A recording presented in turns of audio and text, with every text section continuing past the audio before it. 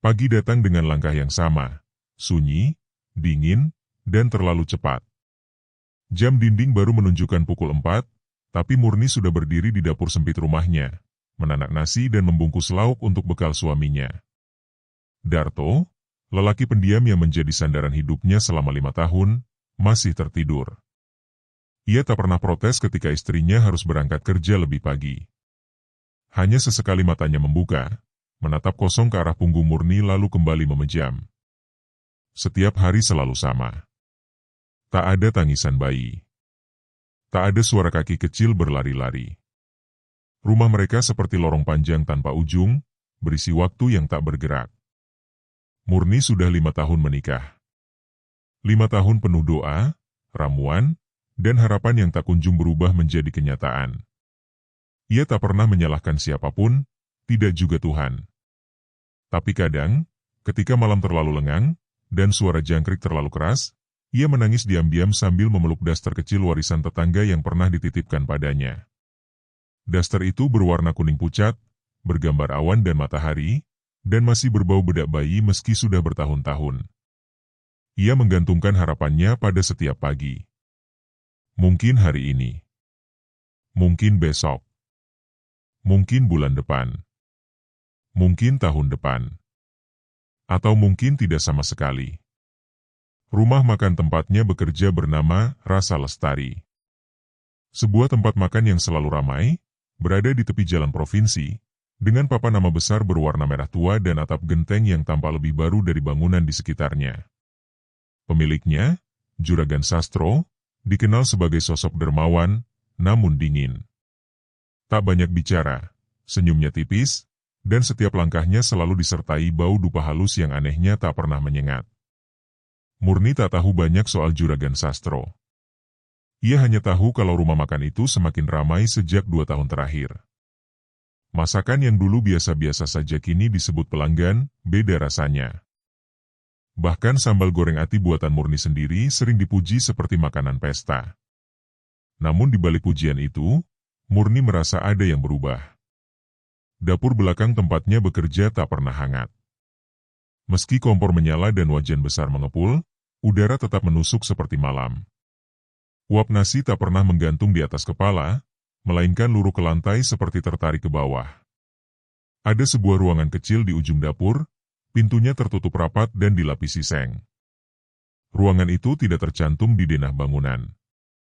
Hanya Juragan Sastro yang keluar masuk ke sana, membawa baskom atau bungkusan hitam yang tidak pernah dibuka.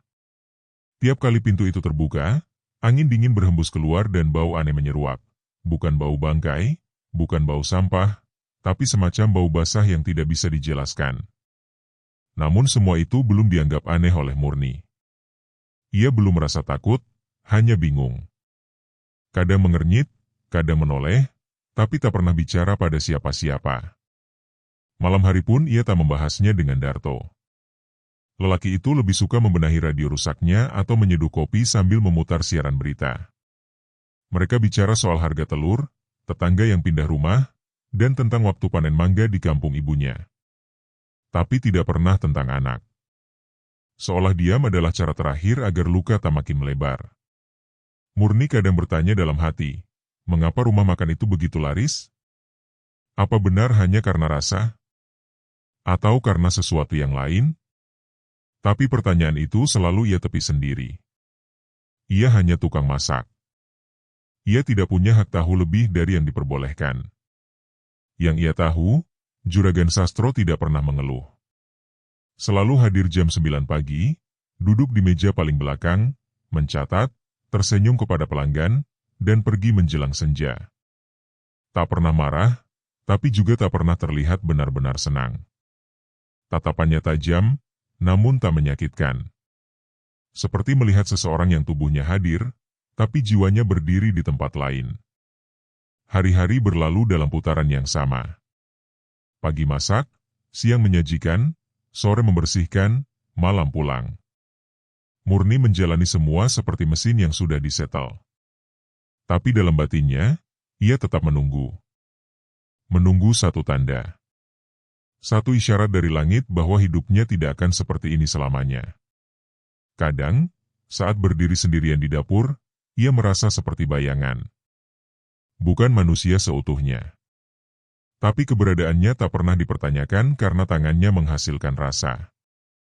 Ia menjadi penting karena kerja, bukan karena siapa dirinya. Sesekali ia memandangi ibu-ibu muda yang datang ke rumah makan sambil menggendong anak. Ada cemburu halus yang mengendap di dada, tapi tak pernah ia biarkan muncul di wajah. Ia hanya menunduk, menyuguhkan nasi hangat, dan kembali ke dapur. Di kamar tidurnya, ada satu bantal kecil dengan sarung berwarna biru langit. Tak pernah digunakan. Diletakkan di atas lemari, bersih, dan seperti menunggu kepala mungil yang tak pernah hadir. Murni menyulam nama di salah satu ujungnya, Aruna. Nama itu muncul dari mimpi. Mimpi tentang taman yang penuh suara air dan suara bayi yang tertawa. Ia belum pernah cerita pada siapapun tentang nama itu. Bahkan pada Darto. Karena nama itu adalah bentuk harapan yang terlalu rapuh untuk diucapkan. Hari itu, seperti hari lainnya, ia berangkat kerja dengan langkah ringan namun dada berat. Membawa bekal, membawa senyum, dan membawa luka yang tak terlihat siapapun. Ia melewati gang sempit dengan pagar bambu, menyapa penjual bubur yang sudah hafal jam berangkatnya, dan sesekali menyeka peluh sebelum matahari naik sepenuhnya. Ia sampai di rumah makan sebelum yang lain. Membuka dapur, menyapu lantai, memeriksa peralatan. Semua terasa biasa. Terlalu biasa. Tapi Murni tahu, diam-diam waktu sedang mengalir ke arah yang berbeda. Ia belum tahu bahwa beberapa malam ke depan, jalan hidupnya akan berubah. Ia belum tahu bahwa sebentar lagi, satu tangisan kecil akan mengisi rumahnya. Tapi untuk saat ini, ia hanya mendengar suara sendok beradu dengan panci, dan doa-doa dalam hati yang belum juga didengar. Hari itu berjalan seperti biasa, namun ada sesuatu yang terasa ganjil sejak pagi. Angin berhembus lebih kencang dari biasanya, dan daun-daun kering menumpuk tak wajar di depan pintu rumah makan. Saat Murni membuka dapur, bau anyir tipis menghantam hidungnya, bukan bau makanan basi, melainkan semacam bau logam yang lembab, seperti karat tua. Ia mengernyit, lalu buru-buru menyalakan kompor dan menyibukkan diri dengan bawang, cabai, dan minyak panas. Semakin ia sibuk, semakin ia merasa bahwa ruangan itu tidak bergerak. Seperti waktu membeku hanya di sekitar tempat ia berdiri. Satu-satunya yang hidup hanyalah suara mendidih dari panci, dan detak jam tua yang tergantung di tembok. Dapur belakang tetap dingin, bahkan saat semua tungku menyala.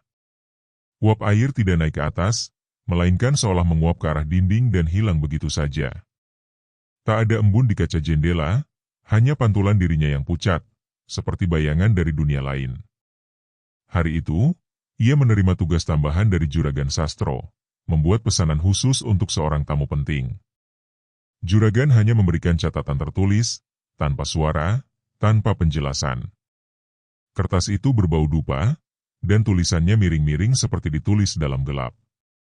Murni tak mengerti kenapa menu yang diminta begitu spesifik. Semur ayam dengan hati yang utuh, daun salam harus ganjil jumlahnya, dan kuahnya tidak boleh tumpah walau setetes. Ia tak berani bertanya. Hanya mengangguk dan melaksanakan. Tapi dalam diam, pikirannya melayang ke arah ruang kecil berseng pintu seng yang tertutup rapat di ujung dapur.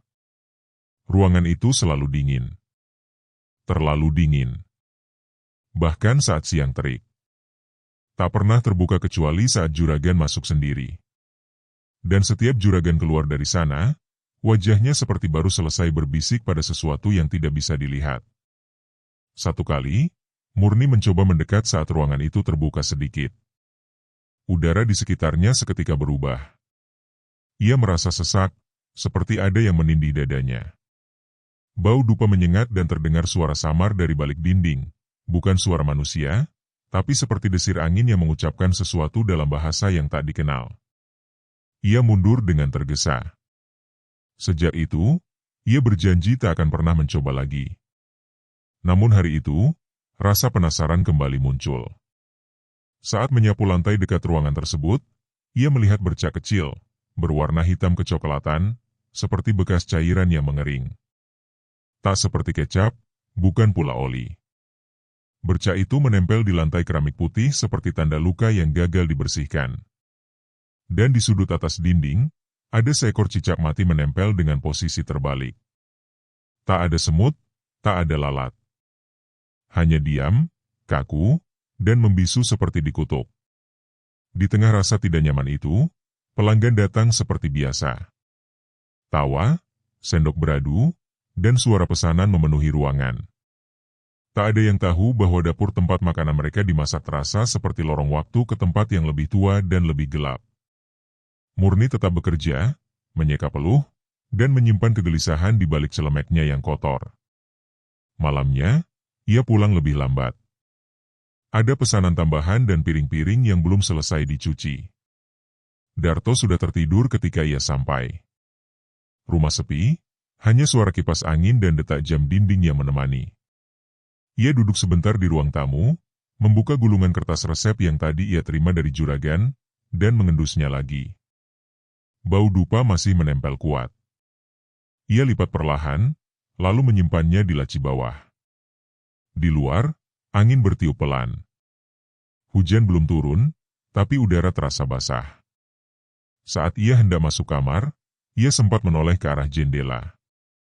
Di kejauhan, samar-samar, ia melihat siluet seorang lelaki berdiri di depan rumah tetangga yang kosong. Diam, tak bergerak. Tapi ketika ia berkedip, sosok itu menghilang begitu saja. Ia masuk kamar, memeluk daster bayi kuningnya, dan berbaring di sebelah Darto. Lelaki itu menggumam pelan dalam tidur. Mungkin bermimpi tentang kampung halaman. Atau tentang masa depan yang tak mereka tahu akan berubah. Besok pagi, ia akan kembali ke dapur. Akan memotong bawang, mencuci daging, dan merebus air.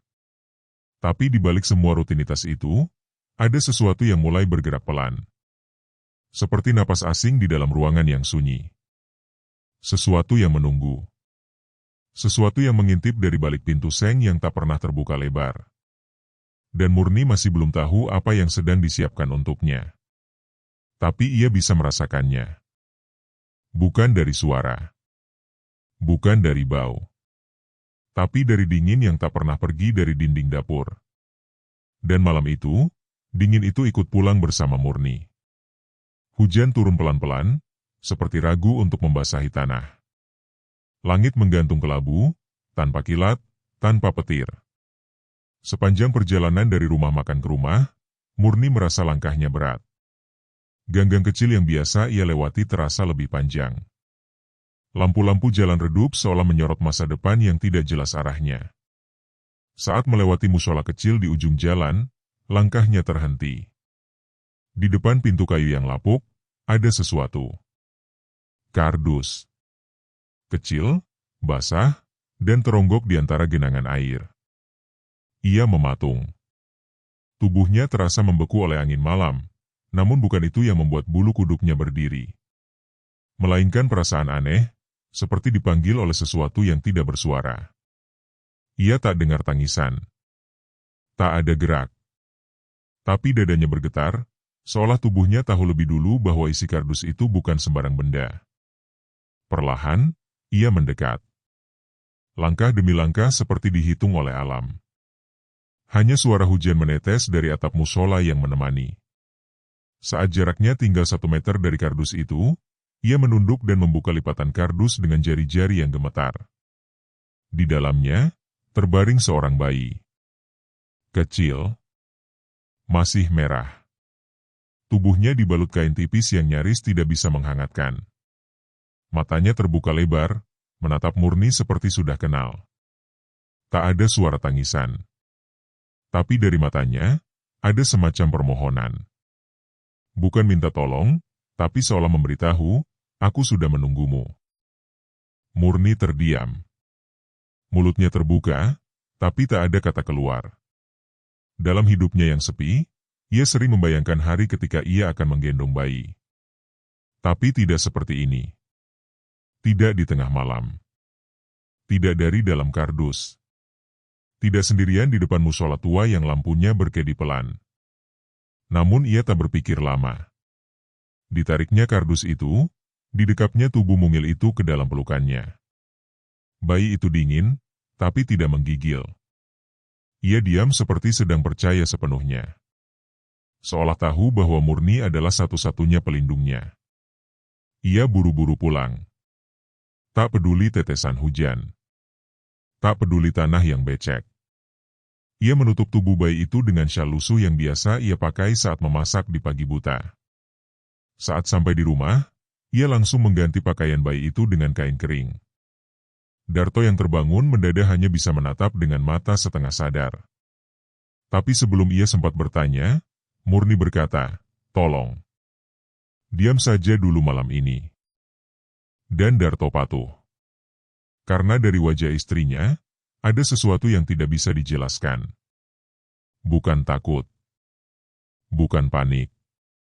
Tapi seperti kesadaran bahwa inilah jawaban yang selama ini ia tunggu. Mereka menaruh bayi itu di kasur kecil, membungkusnya dengan kain bersih. Tubuhnya masih basah oleh sisa-sisa kelahiran.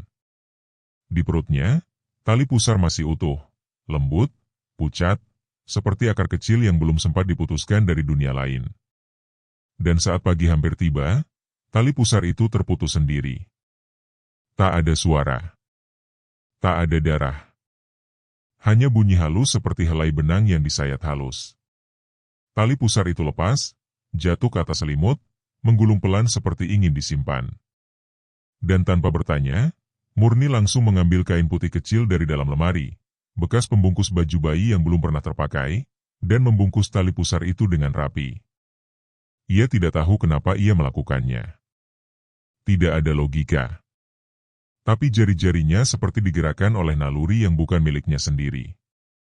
Tali pusar itu kini tertutup rapat, dibungkus halus, dan diletakkan di bawah bantal bayi.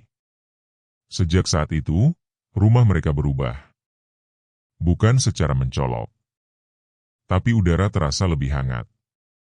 Lampu yang tadinya sering berkedip, kini menyala stabil. Dan suara jangkrik yang biasa terdengar setiap malam, entah mengapa, diam. Bayi itu diberi nama Raras. Murni merasa nama itu datang begitu saja, muncul dari dalam batinnya tanpa pencarian.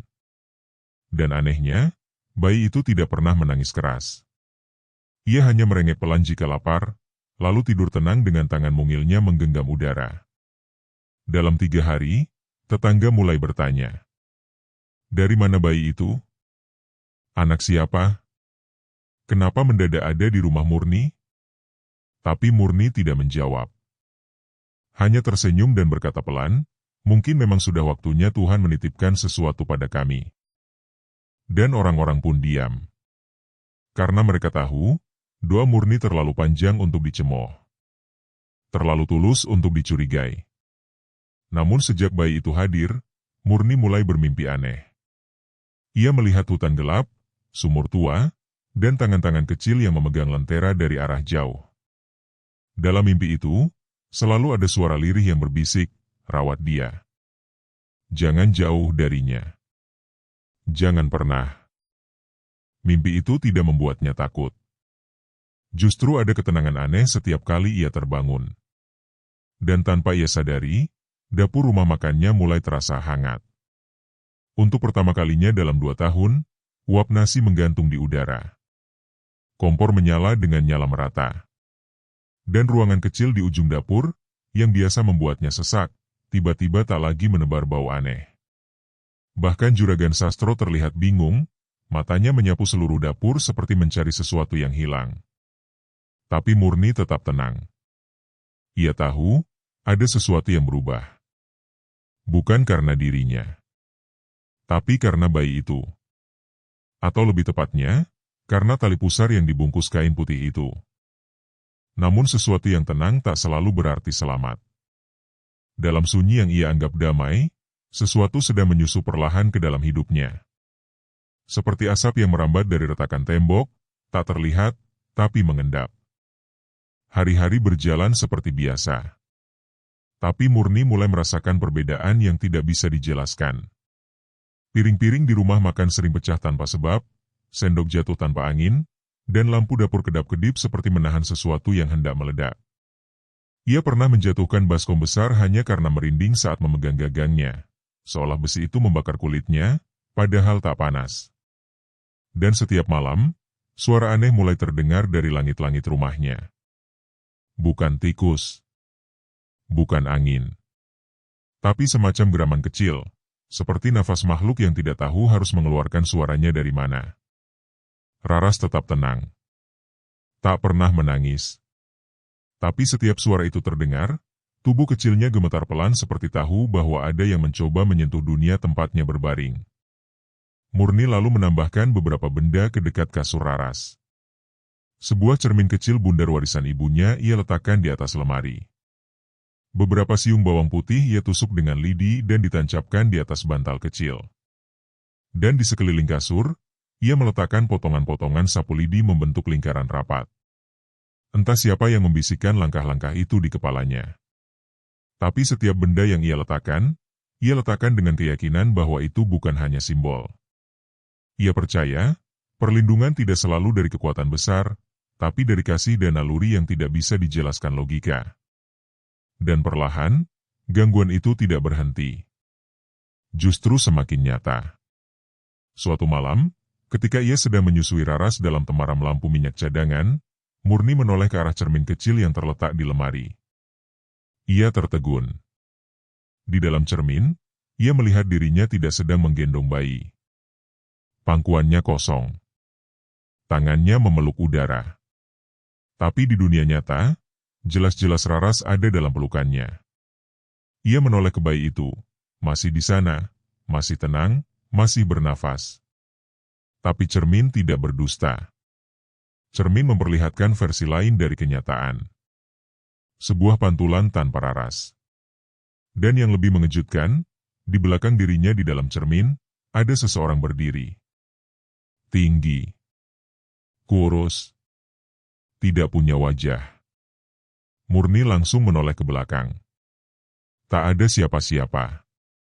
Ia bangkit, mendekati cermin, dan membaliknya menghadap dinding. Namun rasa dingin di tengkuknya tak mau pergi.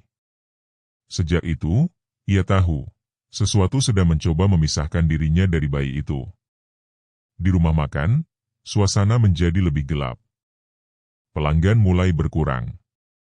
Beberapa pegawai mengeluh sakit tanpa sebab. Ada yang muntah darah, ada yang pingsan, ada pula yang tiba-tiba memeluk lantai sambil menangis tanpa suara. Tapi Juragan Sastro hanya menatap mereka dingin, lalu berkata, "Kalau tak kuat, silakan berhenti." Dan satu demi satu pegawai mundur.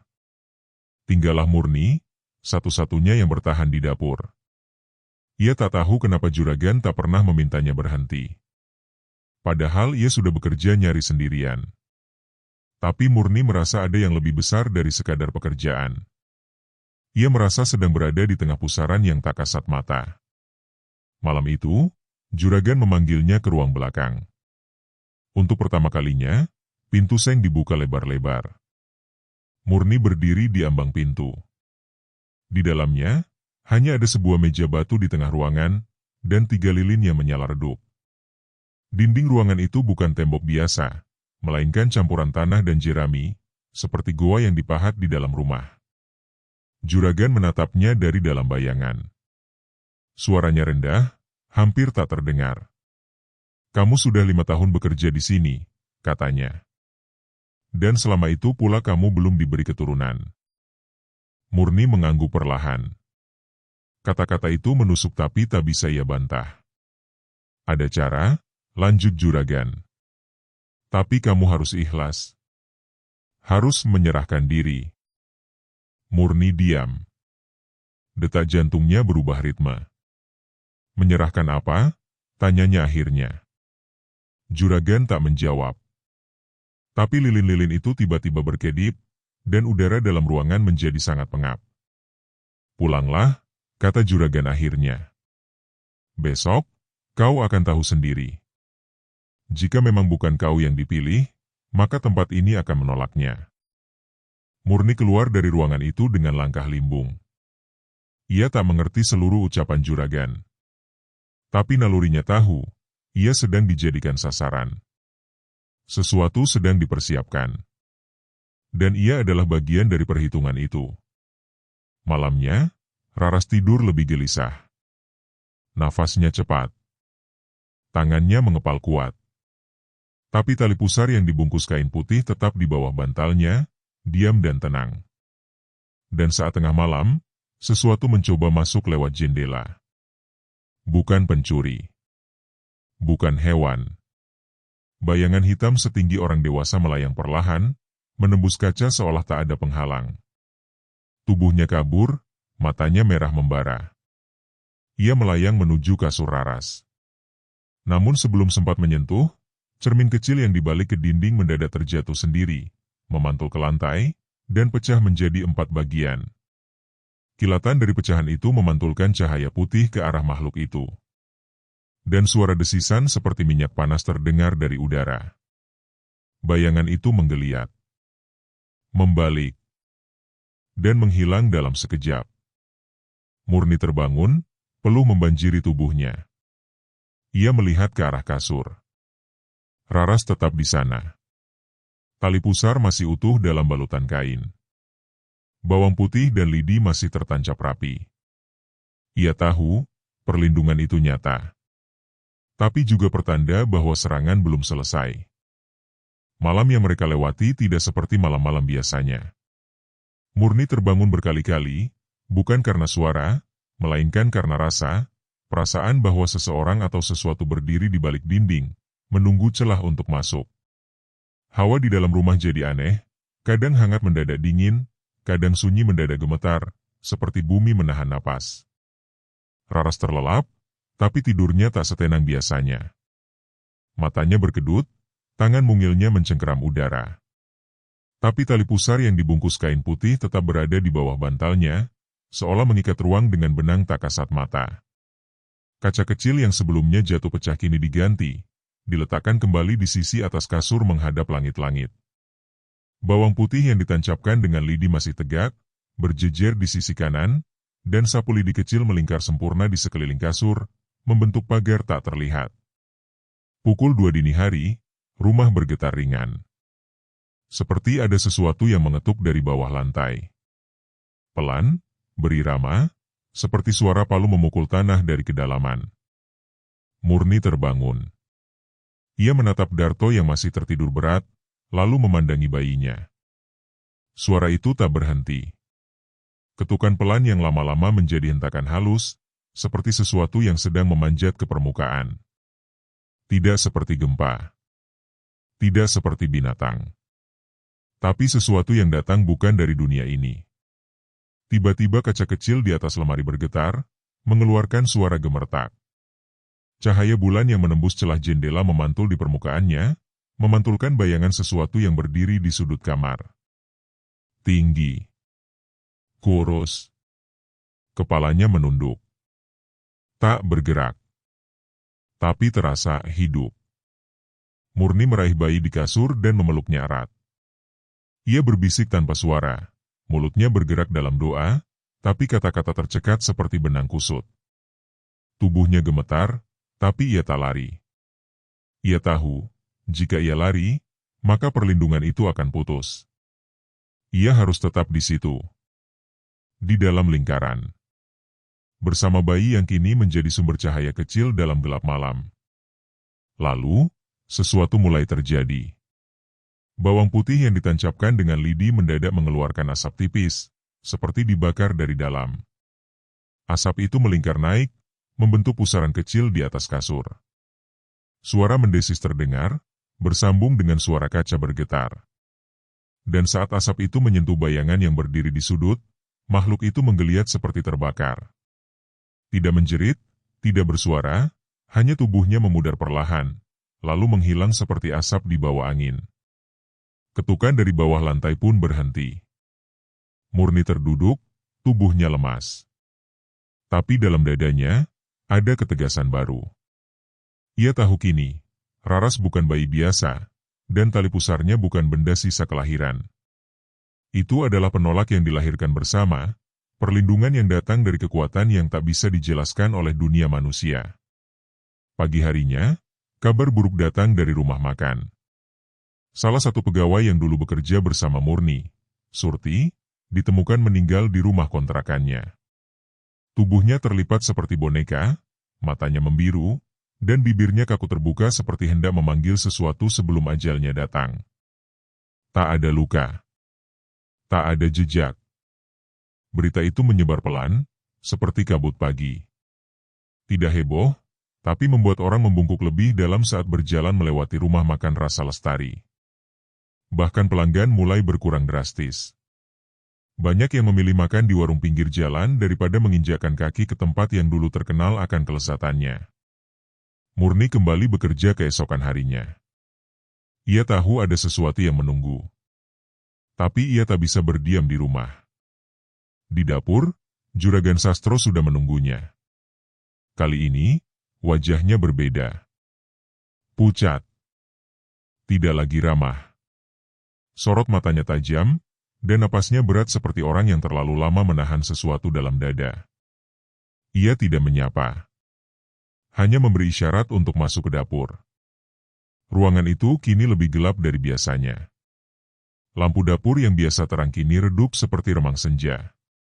Wajan besar yang digantung di dinding memantulkan bayangan-bayangan aneh, dan udara di dalamnya seperti berlendir. Murni membuka keran, mencuci beras, memotong bawang. Tapi setiap gerakannya diawasi. Juragan tidak berbicara, tapi langkahnya berputar-putar mengitari dapur, seperti menunggu momen untuk menerkam. Lalu tiba-tiba, Juragan berkata lirih, "Bayi itu, kau ambil dari tempat yang tidak seharusnya." Murni diam. Tangannya berhenti memotong. "Dia bukan milikmu. Dia milik mereka," lanjutnya. "Dan tali pusar itu, kau bahkan tak tahu itu bisa membunuhku." Murni menoleh, menatapnya langsung. Untuk pertama kalinya, ia melihat wajah Juragan seutuhnya. Di balik sorot mata yang lelah itu, ada ketakutan. Bukan benci. Bukan marah. Tapi takut. Tali itu sudah memilih, bisik Murni pelan. Juragan menggertakkan gigi. "Kalau begitu, bersiaplah. Mereka akan datang." Dan hari itu, rumah makan tidak lagi buka. Pintu depan ditutup. Lampu dipadamkan. Hanya satu orang yang berdiri di dalam, Murni, dengan tubuh gemetar, tapi hati yang mulai dikuatkan oleh sesuatu yang lebih besar dari dirinya. Ia tahu malam berikutnya akan jadi ujian. Bukan hanya bagi dirinya, tapi juga bagi Raras, dan bagi semua yang mencintainya dengan tulus. Karena perlindungan tali pusar hanya bekerja bagi mereka yang menyayangi dengan hati yang ikhlas. Dan bagi mereka yang menyentuh Raras dengan niat jahat, tak ada tempat untuk kembali. Itulah malam yang datang. Hujan tak turun, tapi langit seperti digantung oleh awan hitam yang mengendap. Angin berputar-putar di halaman rumah Murni, membawa serta suara-suara yang seharusnya tak ada. Daun-daun berguguran seperti ada sesuatu yang berjalan melintasi pepohonan tanpa kaki, tanpa tubuh. Murni mengunci semua pintu dan jendela. Bantal bayi dilapisi 2 lapis kain. Tali pusar dibungkus rapi dan ditempatkan tepat di bawah kepala Raras. Kaca kecil, bawang putih bertangkai lidi, dan potongan sapu lidi ia susun ulang. Lebih rapat, lebih menyatu. Ruang tidur mereka kini lebih mirip lingkar pelindung daripada kamar biasa. Tapi malam tidak peduli pada kesiapan. Dari arah dapur, terdengar suara piring jatuh. Disusul bau anyir yang entah dari mana. Ketika Murni mengintip dari celah pintu, ia melihat asap tipis keluar dari lubang angin di langit-langit. Asap itu bukan putih, melainkan kehitaman seperti jelaga, tetapi ia bergerak dengan hidup. Mengendap pelan ke dalam rumah, menari di antara furnitur seperti sedang mencari. Dan ketika asap itu menyentuh pintu kamar, ia berhenti. Bukan karena terhalang kayu, tapi karena tidak bisa menembus batas. Murni menatapnya dengan napas tercekat. Ia melihat asap itu menempel pada daun pintu, lalu perlahan-lahan meleleh. Bukan asap biasa. Seperti makhluk yang terbakar pelan karena menyentuh tempat yang bukan miliknya. Darto yang belum tidur, duduk di sisi ranjang. Tubuhnya pucat, keringat dingin menetes dari pelipis. Ia menggenggam tangan Murni erat-erat, seperti takut kehilangan arah di tengah badai yang tidak terlihat. Tiba-tiba, kaca kecil yang tergantung di atas kepala Raras memantulkan sesuatu. Bayangan. Seorang lelaki berdiri di dalam rumah makan. Sosoknya bukan juragan, bukan tamu, bukan siapapun yang dikenalnya. Matanya tidak ada. Hanya dua cekungan gelap, dan mulutnya terbelah hingga ke pipi. Dari balik kaca, ia melambaikan tangan ke arah Murni. Gambaran itu lenyap seketika. Tapi udara mendadak berubah. Angin dingin menembus celah-celah dinding seperti pisau, membuat api lilin bergoyang-goyang tak beraturan. Semua benda pelindung, tali pusar, bawang putih, sapu lidi, bergetar pelan. Seolah sedang disapa oleh sesuatu yang tak diundang. Dan saat itu, terdengar ketukan. Bukan di pintu depan. Bukan di jendela. Tapi dari bawah lantai. 3 kali. Lalu berhenti. Lalu 3 kali lagi. Lebih keras. Lebih dalam. Seperti palu menghantam papan nisan dari perut bumi. Murni tak bergeming. Ia memeluk Raras yang mulai merengek pelan. Tapi suara itu terus berulang. Dan ketika ia menoleh ke arah cermin, wajahnya tidak tampak. Hanya bayangan dapur rumah makan, yang kini kosong tapi berdarah hitam di lantainya. Bukan darah, tapi cairan hitam pekat seperti minyak yang terbakar. Tiba-tiba, semua benda pelindung bersinar samar. Bawang putih yang ditancap lidi mengeluarkan asap putih. Potongan sapu lidi memijar seperti bara. Dan tali pusar yang terbungkus kain putih berdenyut hangat di tangan Murni. 3 hentakan terakhir mengguncang seluruh rumah. Seperti gempa kecil yang berpusat tepat di bawah kaki mereka. Lalu sunyi. Dan muncul Juragan Sastro. Ia tidak masuk lewat pintu. Ia muncul begitu saja, berdiri di sudut kamar, wajahnya penuh luka yang seperti digores dari dalam. Bajunya compang-camping, tubuhnya tidak utuh. Separuh wajahnya tampak seperti lilin meleleh. Tapi matanya, mata manusia biasa, masih menyala dengan kebencian. Kembalikan, bisiknya.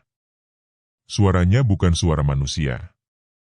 Serak, seperti batang kayu dibelah. Kembalikan bayi itu atau semua akan hancur. Darto hendak berdiri, tapi tubuhnya membeku. Seolah tak bisa menggerakkan kaki. Murni berdiri perlahan, mengambil bungkusan tali pusar dari bawah bantal, dan mengangkatnya ke arah makhluk itu. Dia bukan milikmu, bisik Murni, hampir tak bersuara. Tali pusar itu mulai memijar. Cahaya putih menyebar dari kain pembungkusnya. Juragan mengerang, tubuhnya berguncang. Dari balik luka wajahnya, keluar asap tebal. Ia mundur 1 langkah, 2 langkah. Tapi cahaya itu terus mengikuti, menyelimuti ruang seperti kabut lembut yang menyengat. Juragan berteriak, tubuhnya bergetar lalu retak seperti tanah kering. Dari ujung kakinya, muncul retakan kecil seperti akar tumbuh ke atas. Dan perlahan, tubuh itu terbelah. Bukan oleh senjata, tapi oleh cahaya yang ditolak tubuhnya. Karena ia sudah bukan manusia. Ia adalah wadah. Dan wadah itu telah bocor oleh cahaya suci dari sesuatu yang lahir dalam kasih dan diterima dengan ikhlas. Tubuh juragan meleleh. Menjadi tanah. Lalu menghilang dalam satu hembusan angin. Rumah kembali sunyi. Murni menangis pelan. Bukan karena takut. Tapi karena semua ini akhirnya menunjukkan siapa yang sesungguhnya menyelamatkannya. Bukan kekuatan gaib. Tapi bayi kecil yang lahir dari kehendak takdir. Dan tali pusar itu bukan sekadar sisa tubuh. Ia adalah pintu pelindung antara dunia dan yang tak terlihat. Raras tertidur kembali. Damai. Dan Darto menangis dalam diam. Mereka selamat. Untuk malam itu. Tapi pagi yang datang bukanlah pagi yang biasa. Udara lebih ringan, cahaya matahari lebih hangat, dan untuk pertama kalinya dalam 5 tahun, suara burung kembali terdengar dari sela genteng rumah. Namun di tengah ketenangan itu, tersisa jejak samar dari semalam. Bukan pada tanah, bukan pada tembok, tapi pada hati Murni yang tahu bahwa malam itu bukan akhir dari segalanya, melainkan awal dari pengembalian. Saat membuka jendela, Murni menatap langit yang jernih. Namun matanya tak bisa lepas dari arah rumah makan. Bangunan itu berdiri seperti biasa, tapi terasa hampa. Tak ada aktivitas. Tak ada aroma tumisan. Tak ada ketukan wajan yang mengisi pagi. Ia tahu, tempat itu telah kehilangan penghuninya. Bukan hanya juragan sastro, tapi seluruh ikatan gaib yang melekat padanya. Semalam, semuanya seperti tercerabut dari akar. Namun bayangan-bayangan tidak lenyap begitu saja. Mereka hanya menunggu lengah. Hari itu, Murni dan Darto memutuskan untuk tak lagi kembali ke rumah makan. Ia menyerahkan kunci kepada pemilik tanah, yang selama ini tak tahu menahu soal apa yang terjadi di dalamnya. Dengan alasan sederhana, kami ingin fokus merawat anak. Mereka memilih berjualan kecil-kecilan dari rumah. Nasi bungkus, gorengan, dan bubur untuk tetangga sekitar. Perlahan, tanpa disadari, rezeki mereka justru lebih tenang. Tidak banyak, tapi cukup. Tidak megah, tapi hangat. Dan Raras tumbuh seperti bunga yang disiram doa. Tidak rewel, tidak sakit-sakitan. Matanya jernih, dan dari sorotnya, Murni merasa bahwa anak ini tahu lebih banyak dari yang bisa diucapkan. Terkadang ia menatap kosong ke sudut ruangan, lalu tersenyum sendiri. Kadang, saat tidur, ia tertawa pelan seperti mendengar nyanyian yang tak terdengar oleh orang dewasa. Tali pusarnya masih disimpan. Bungkus kain putihnya kini dilipat dalam peti kayu kecil yang ditaruh di atas lemari. Di sekitarnya masih ada kaca bundar, bawang putih yang diganti setiap 7 hari, dan sapu lidi yang diganti setiap bulan. Benda-benda itu bukan sekadar jimat. Mereka adalah pengingat bahwa dunia ini lebih luas dari yang tampak, dan bahwa sesuatu yang kita peluk dengan cinta tak akan pernah tersentuh oleh kebencian. Namun malam-malam tertentu, Murni masih merasakan hawa itu kembali. Bukan menyerang, tapi mengintip. Seperti bayangan di balik tirai, seperti aroma asing di sela angin. Ia tahu, walaupun juragan sastro telah lenyap, dunia yang terhubung dengannya tak benar-benar musnah. Ada yang masih menginginkan Raras. Atau lebih tepatnya, energi dari tali pusarnya. Suatu malam, Murni melihat mimpi yang membuatnya terbangun dengan napas tercekik. Dalam mimpi itu, ia berada di hutan. Gelap. Sunyi. Di hadapannya, berdiri seorang perempuan tua dengan mata tertutup kain merah.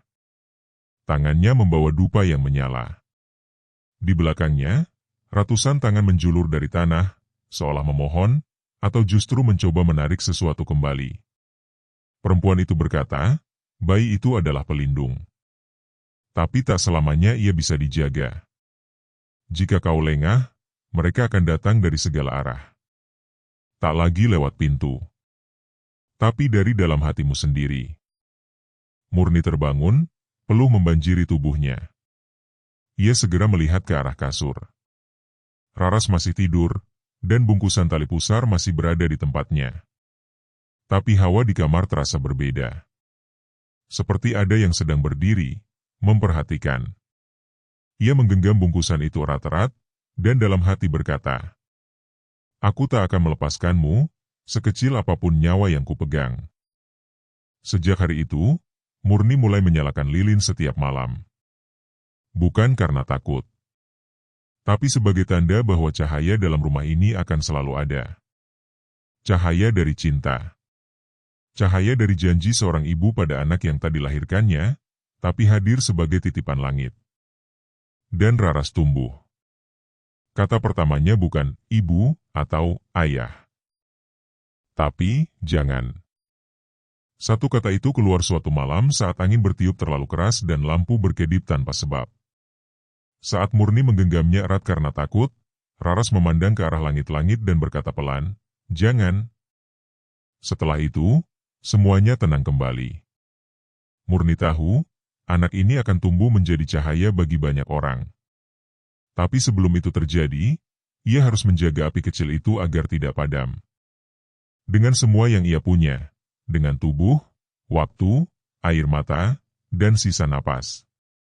Dan mungkin, suatu saat Raras cukup besar, ia akan mengerti kenapa tali pusar itu tidak dibuang. Kenapa ia dibungkus, dijaga, dan disandingkan dengan benda-benda sederhana seperti kaca kecil, bawang putih, dan sapu lidi. Karena dalam dunia yang penuh kegelapan, justru hal-hal yang dianggap sepele itulah yang mampu menolak kebatilan. Cerita ini bukan tentang tumbal. Bukan tentang pesugihan. Tapi tentang bagaimana kasih yang tulus, dari seorang perempuan yang tak pernah melahirkan, bisa menjadi pagar bagi hidup yang nyaris direbut dunia lain. Dan tali pusar itu, yang mungkin dianggap sisa, justru adalah awal dari segalanya.